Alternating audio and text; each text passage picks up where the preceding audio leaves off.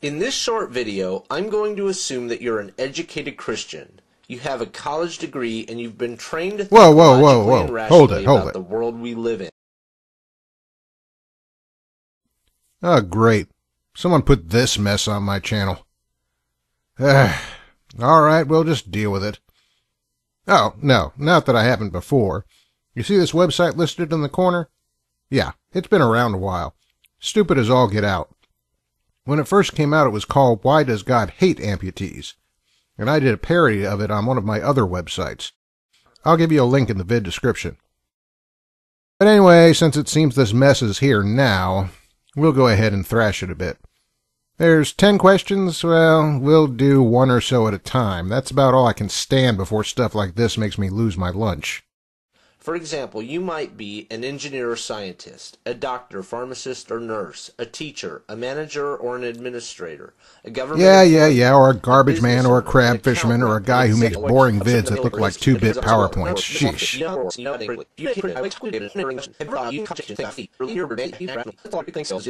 Religion. Here's an example of the kind of thing I'm talking about. As a Christian, you believe in the power of prayer.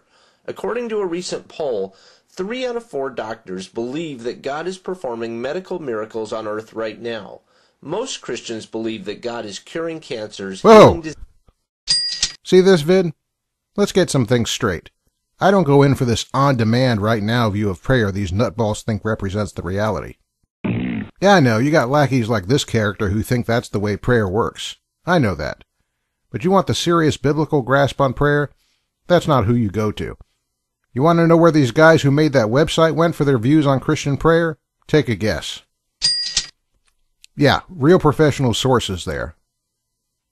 Oh, now this refers to a poll of doctors. Well, I don't know or care what polls say, but if you want the best and most scholarly treatment of whether miracles take place today, including medical ones, this 2-volume set by a scholar named Craig Keener is the bomb, okay? Alright. Diseases, reversing the effects of poison, and so on. So here's question 1.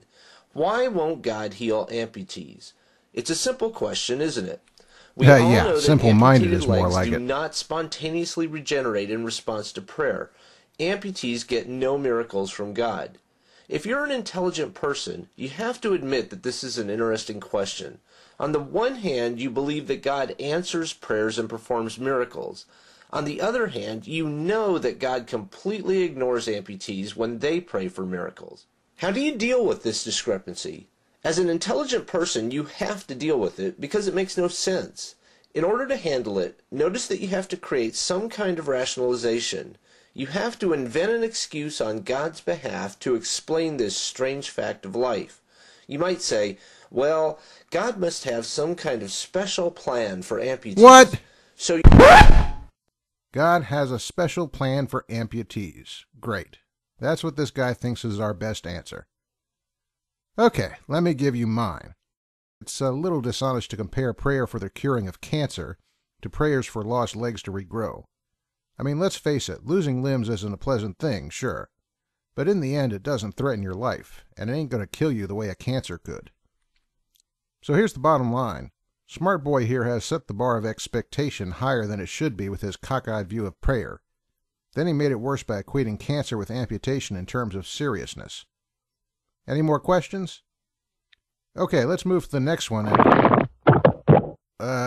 Better deal with lunch first. See you next time.